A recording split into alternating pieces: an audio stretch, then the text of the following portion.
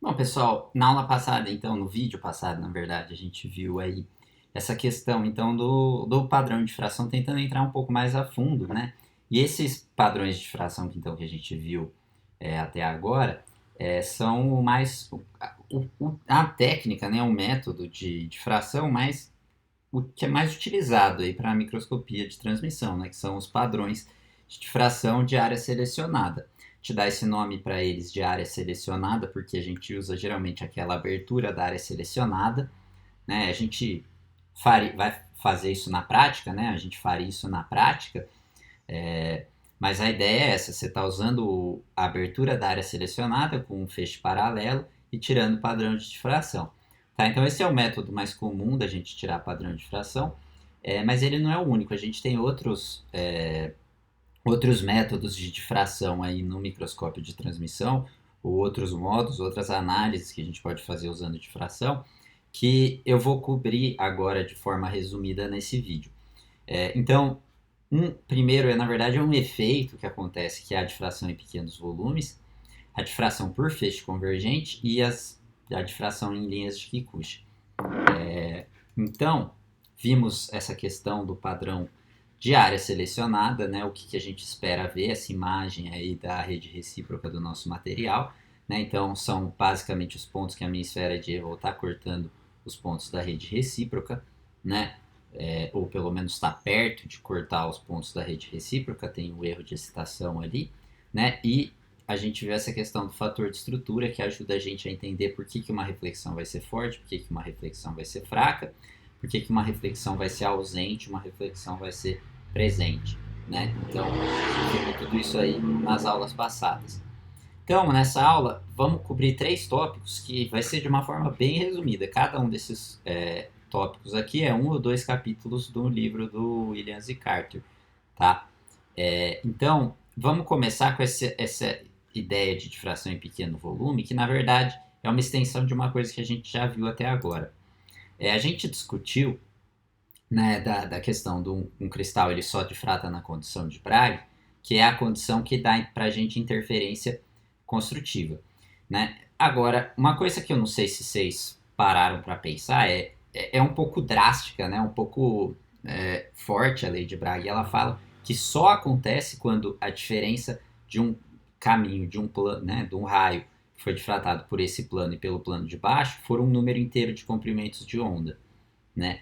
Porque se eu tiver com uma pequena diferença e for, por exemplo, um comprimento de onda menos um deltinha aí, ou mais um pequeno delta, por que isso não gera também uma intensidade? Né? Se eu olhar só para essas duas ondas aqui, é o que eu estou tentando mostrar. Ó, depois, o caminho adicional que essa onda aqui está percorrendo, ela foi um comprimento de onda inteiro, né, que seria até esse ponto, e mais um pouquinho, né? Então, o comprimento de onda inteiro terminaria aqui, mas ela passou um pouquinho além do comprimento de onda inteiro. Se a gente somar essa onda com essa, eu acho que vocês conseguem imaginar, né? Elas são quase a mesma coisa, um pouquinho deslocada. A interferência aqui ela não vai ser totalmente construtiva, mas ela vai gerar aí uma interação, uma interferência majoritariamente construtiva. Né? A gente vai ter um sinal considerável aqui mesmo para essa situação que a gente não está exatamente na condição de Bragg. Né?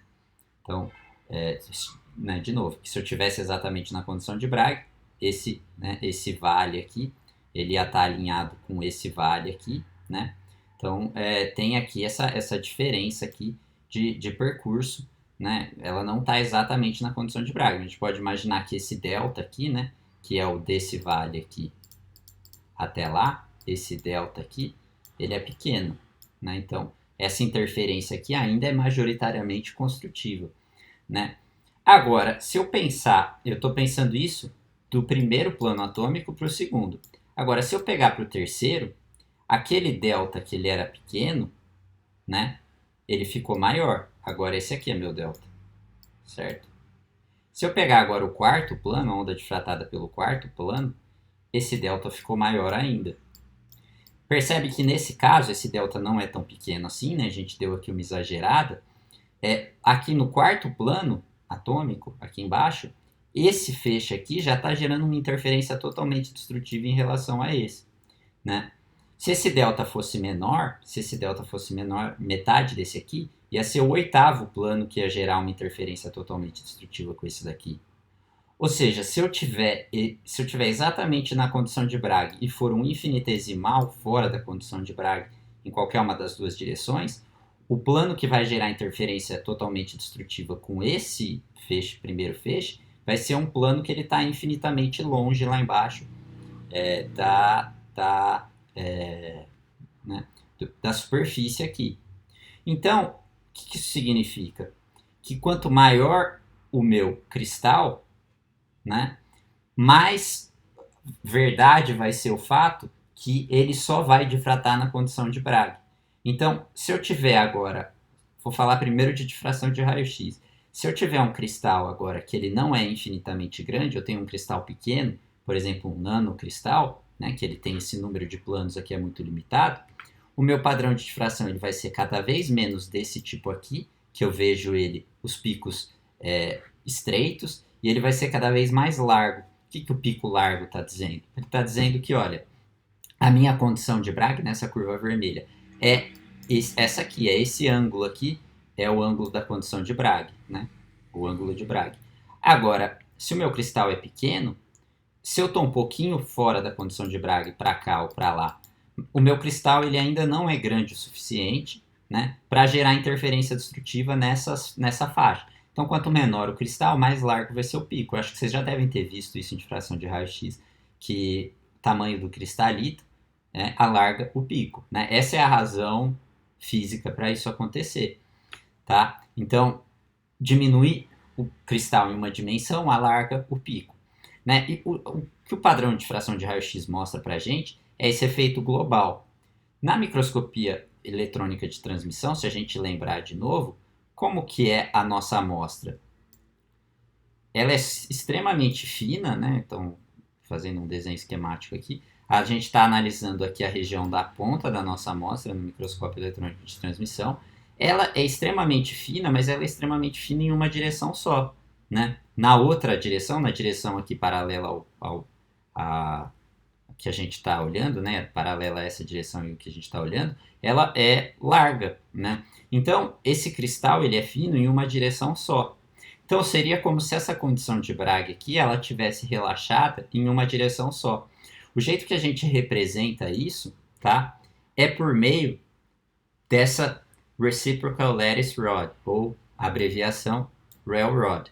O que isso está mostrando para a gente, essa ilustração mostra para a gente, é que aquele nosso ponto da rede recíproca, né, que era quando a minha esfera de Ewald então corta esse ponto da rede recíproca, eu vejo difração, ele na verdade, como a nossa amostra é fina naquela direção normal, isso aqui, né, na direção que a gente está analisando, normal ao feixe, isso aqui não é um ponto, isso aqui na verdade é uma vareta com o eixo dessa vareta aqui perpendicular à direção normal da superfície da amostra, né? Porque minha condição de Bragg está relaxada, mas está relaxada só nessa direção aqui.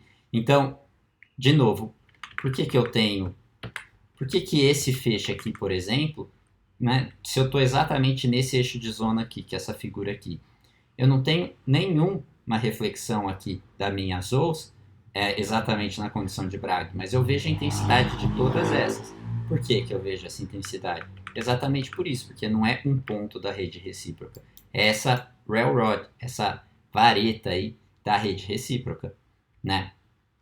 Então, só justificando aquilo que a gente já viu antes. Por isso que a gente tem difração, mesmo quando a gente tem um erro de excitação, ou seja, S, né, o erro de excitação, diferente de zero, né? E isso aqui é sempre na direção da espessura da amostra.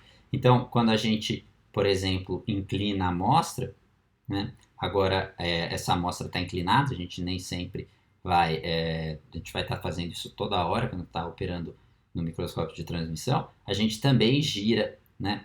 A hora que a gente gira, reorienta a amostra, isso aí acontece. Então, isso às vezes pode dar alguns efeitos aí na nossa análise. Tá? A gente tem que lembrar que, na verdade, essa é a condição relaxada para difração. Um muito explícito é se a gente tiver um caso, por exemplo, de nanocristais no nosso material muito pronunciado quando eles tiverem a forma de placas, por exemplo, ou agulhas. Né? Se a gente pensar, agora, imagine esse material aqui, então, isso aqui é uma imagem aqui de campo claro, esses tracinhos pretos aqui são os precipitados.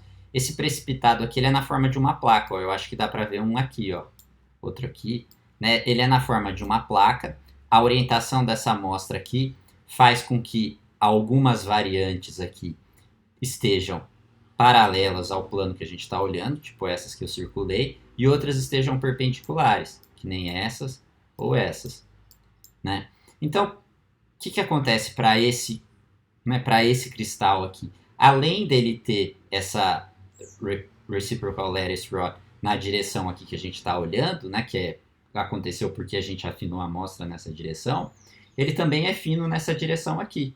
Então, o ponto da rede recíproca desse precipitado aqui, por exemplo, né, se eu olhar de cima, ele é um ponto, né? Então, olhando de cima, ele é um ponto. Se eu estivesse olhando dessa direção aqui, ele seria, né, uma vareta, né? Só que aqui eu estou olhando de cima, então ele é um ponto. Só que como ele é fino nessa direção aqui, a condição de Bragg também está relaxada nessa direção aqui. Então, na verdade, se a gente olhar de cima aqui, né, isso aqui não vai ser um ponto, ele vai ser também uma vareta nessa direção. Então, ele é uma vareta na direção normal e uma vareta nessa direção aqui. Então, a hora que eu faço a minha esfera de Ewald cortando a rede recíproca desse precipitado aqui, lembrando que meu padrão de fração é uma imagem da rede recíproca. Isso aqui não é um ponto nessa direção aqui, ele também é alongado nessa direção. Então, o meu padrão de fração, esse aqui é a reflexão referente a essa partícula, por exemplo, ela também não é um ponto, ela vai ser alongado nessa direção.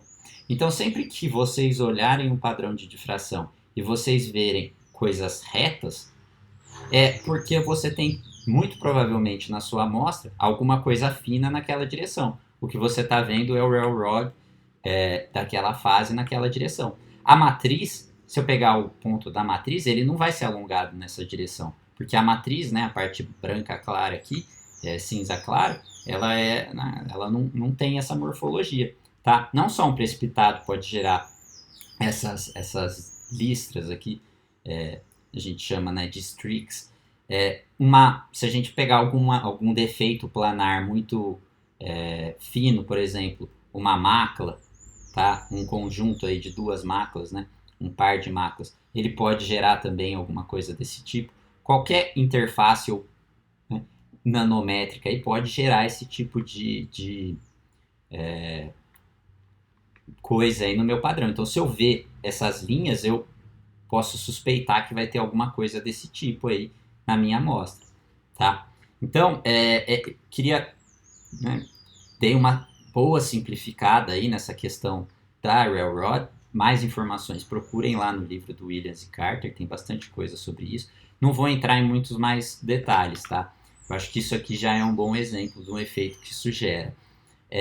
Segunda coisa que eu vou falar então nesse vídeo de efeitos adicionais de difração é a difração em linhas de Kikuchi. Para a gente entender como que uma linha de Kikuchi forma, a gente tem que considerar uma sequência de dois eventos. Tá? A gente discutiu lá na primeira aula que os elétrons eles podem ser espalhados elasticamente de forma coerente ou incoerente. Né? A gente viu que era em certos termos aí, uma aproximação, mas que a gente podia pensar nesses termos, e o espalhamento incoerente a gente pensa aí no elétron como uma partícula, né? Então, se a gente pensar que um pedaço da amostra, ou na verdade a amostra como um todo, mas para simplificar, vamos pensar um ponto da nossa amostra, ele está atuando aí como um centro de espalhamento aí, dos elétrons como partículas, né? Então, essa região está pegando esses elétrons e espalhando aí eles de forma incoerente. É como se eu tivesse aqui dentro da minha amostra uma nova fonte de elétrons, né? Só que esses elétrons que estão, o feixe de elétrons inicial, ele era todo paralelo vindo aqui de cima. Esse aqui não, ela é uma fonte aí esférica, né? de dentro da própria amostra. Agora, como eu tenho essa fonte aí esférica, imagina esse plano aqui, um plano aqui de atômico.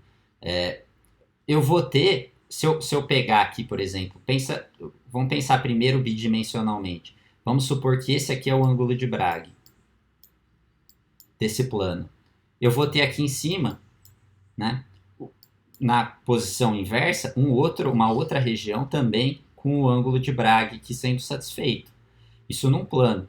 Agora, se eu pensar tridimensional, pense isso aqui rotacionando, né? Isso aqui tem esse caráter aqui, né, esférico.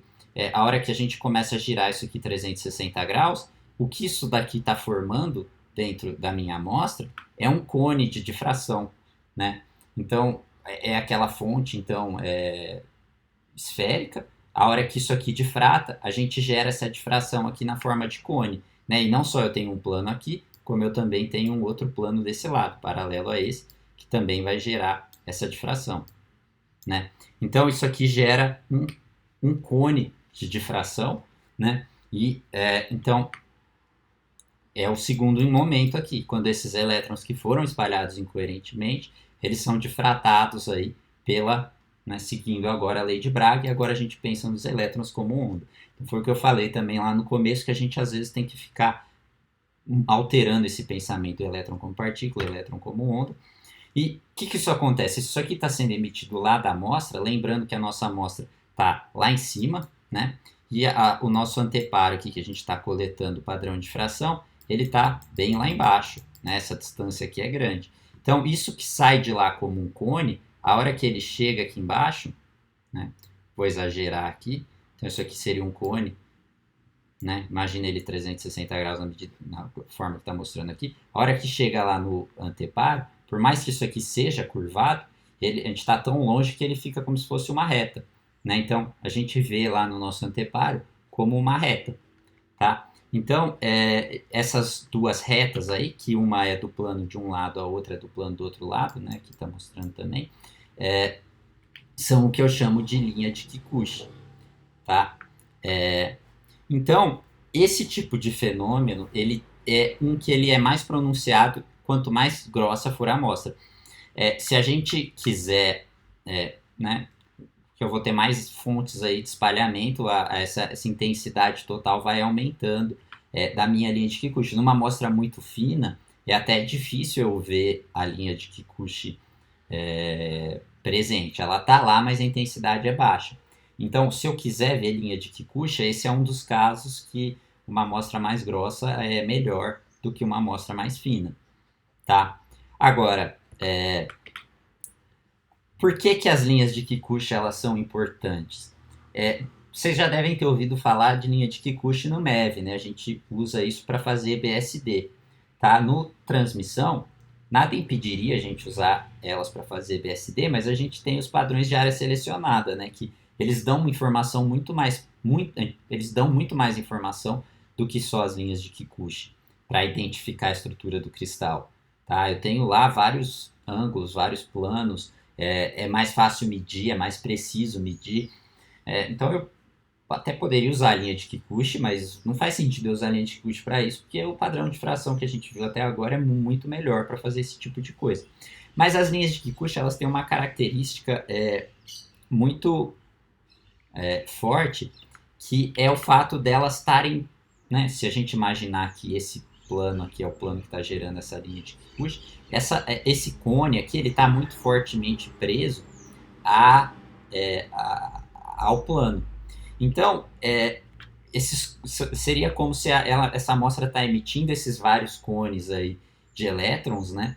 E eles estão extremamente fixos à posição do cristal. Então, a posição da linha de Kikuchi exata, ela é extremamente sensível à orientação do cristal.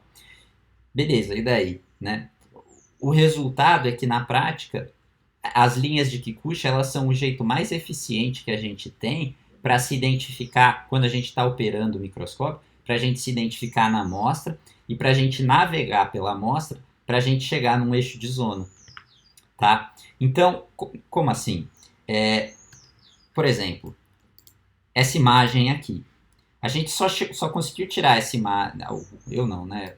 quem tirou essa imagem aqui só conseguiu tirar essa imagem e ver os precipitados desse jeito porque essa amostra está exatamente nesse eixo de zona aqui. Tá? Então, estando nesse eixo de zona, ele está vendo as reflexões aqui dos precipitados, né? Ele está vendo a reflexão da matriz com essa geometria, entre aspas, aqui bonita, né? E é uma relação aqui muito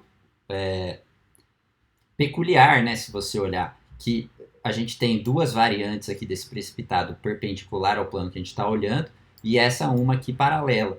Né? Então, quem tirou essa imagem não fez isso por acaso. Essa pessoa queria chegar exatamente alinhar a amostra exatamente nesse eixo de zona, nessa direção, para tirar essa imagem. Tá? Então, lembra que eu falei lá atrás que quando a gente usa o microscópio, a gente tem que fazer uma pesquisa antes de ir para o microscópio?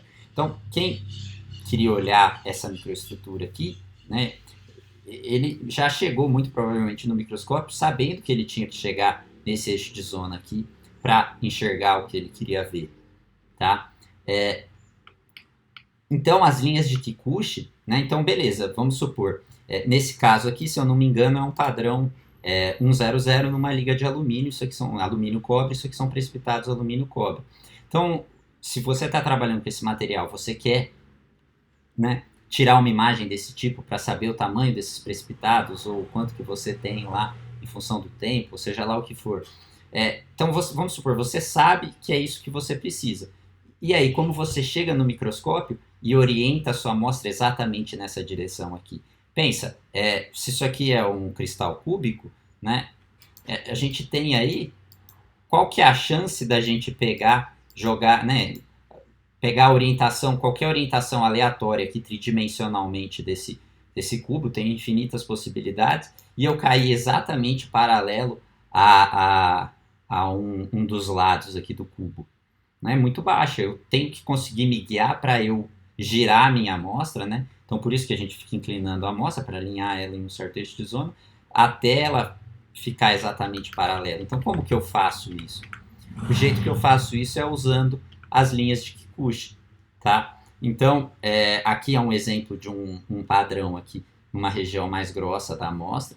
Vocês conseguem ver aqui várias linhas de Kikuchi, tá? Então, ó, esse primeiro par aqui é o par referente, por exemplo, se esse aqui é o plano HKL, a esse plano HKL. Percebe que tem uma segunda aqui, um segundo par aqui, que é referente ao plano 2H, 2K, 2L, 3H, 3K, 3L, e eu tenho várias outras, ó, tenho essa, que faz par com essa, tenho essa, que faz par com essa que faz par com essa, e por aí vai, né? E olha, daqui para cá, eu não sei se vocês conseguem ver a grande diferença que tem da imagem, deixa eu apagar tudo, dessa para essa, na verdade, essa para essa, a gente está girando a amostra aí uma fração de grau aí. Então vamos supor, essa aqui é a amostra a 0 grau, né, sem estar rotacionada. Essa aqui seria a rotação referente aqui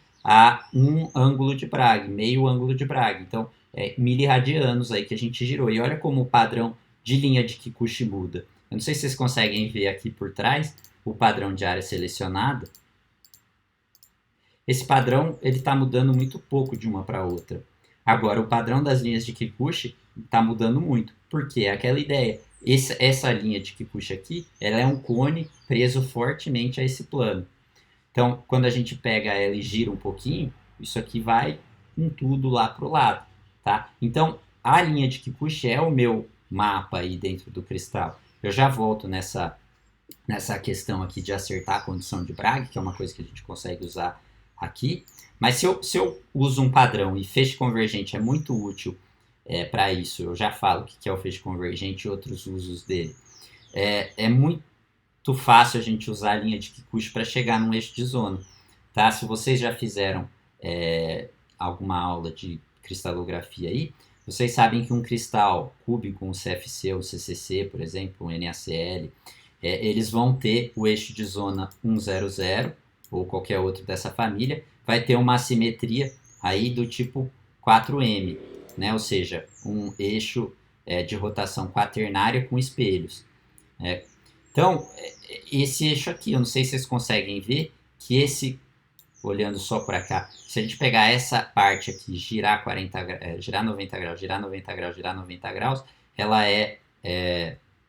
ela tem aí essa simetria de ordem 4. Ela também tem os espelhos aí, né? Olha, percebe como aqui tem um espelho, não sei se vocês conseguem reparar,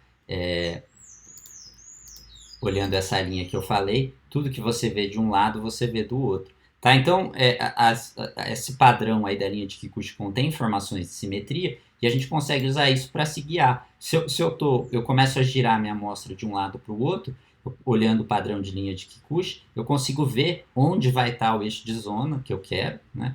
E aí eu consigo girar minha amostra até chegar naquele eixo de zona. Então, são verdadeiras estradas aí para a gente andar dentro do cristal e chegar onde a gente quer. Né? Parece até meio papo de louco, né? Falar, a gente está andando dentro do cristal, chegar onde a gente quer. Mas de verdade, é uma ferramenta de navegação aí que quanto mais vocês usarem o microscópio de transmissão para fazer difração, vocês vão perceber como é uma ferramenta de ouro aí que a gente tem. A gente fica completamente perdido, tá? Na nossa análise se a gente não estiver usando as linhas de Kikuchi o tempo inteiro.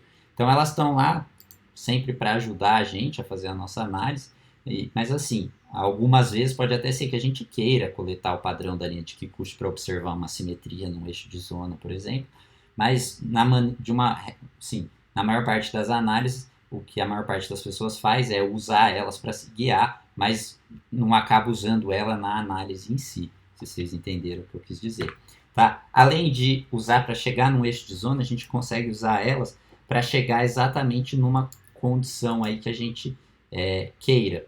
Como qual, por exemplo? Eu falei bastante, e a aula que vem a gente vai estar falando bastante de imagem, eu mencionei uma condição que é a condição de dois feixes. O que é essa condição de dois feixes? É a condição em que eu tenho a minha amostra difratando só em um plano, e esse plano está na condição de Bragg dele. Tá? Essa condição aqui, por exemplo. Na verdade, se vocês olharem para a figura, eu tenho vários. Essa aqui, na verdade, até está perto de um eixo de zona, tá? Mas seria um pouco mais longe do eixo de zona. Essas outras reflexões aqui provavelmente estariam até mais fracas. Mas não tem como eu ter só duas reflexões ali, meu cristal difratando só em duas direções. Então, na verdade, esse dois feixes aqui é uma forçação de barra. Sempre vai ter mais que dois feixes, mas a ideia é que são principalmente dois feixes da minha amostra difratando. Eu acho que vocês conseguem perceber aqui que esse aqui é meu feixe direto, ele é super intenso. Esse aqui é o meu feixe difratado, ele é super intenso, né, o que está na condição de Bragg. Todos os outros são muito mais fracos, então quase toda a minha intensidade está concentrada nesses dois feixes aí. Tá? Então, vai ficar claro para vocês um pouco mais na aula que vem, quando a gente vai falando de imagem, porque esse tipo de condição aqui pode ser bem interessante para a gente fazer alguma análise, dependendo da imagem que a gente quer tirar. Tá? Mas o que essa condição então, é esse plano aqui, HKL, exatamente na condição de Bragg dele. E como eu faço para eu ter certeza que a minha amostra está orientada na condição específica que está fazendo com que esse plano aqui esteja na condição de Bragg dele? Eu uso as linhas de Kikuchi. Essa distância entre uma linha de Kikuchi e a outra é exatamente o ângulo de Bragg para esse plano de fratar, que é exatamente a mesma distância entre o spot 000 e o HKL, né? Então aqui é o ângulo de Bragg, essa distância é o ângulo de Bragg. Então o que eu faço se eu quiser fazer com que esse plano HKL esteja na condição de Bragg? Eu vou olhando as linhas de Kikuchi até uma linha de Kikuchi cortar o meu ponto 000 e a outra linha de Kikuchi cortar o plano HKL. Com isso eu garanto que esse plano aqui está exatamente na condição de Bragg dele. Tá? Eu consigo fazer aqui um ajuste super fino e deixar esse plano exatamente na condição de Bragg dele. Por que isso pode ser interessante? Eu vou dar mais exemplos na aula que vem, mas só dar um exemplo aqui. Vamos supor que eu quero aqui olhar só uma variante aqui, um desses precipitados aqui. Se eu não colocar ele na condição de Bragg, por exemplo aqui, ou essa matriz, olha como o feixe direto aqui, ele está espalhando, né, ele está sendo espalhado em várias aqui direções. Né?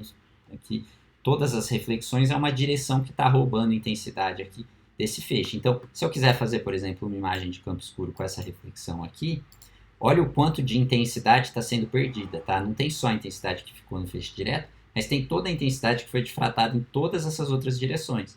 Então, sempre que eu vou fazer uma imagem de campo escuro, ou seja, escolher um spot difratado para formar a minha imagem, regra geral é que eu vou querer fazer esse tipo de imagem na condição de dois feixes, escolhendo uma reflexão aqui que é de interesse para mim. Por quê? Porque com isso eu vou concentrar o máximo de intensidade possível nesse plano aqui, nessa reflexão HKL, para ela ficar o mais intensa possível e a minha imagem ficar o melhor possível.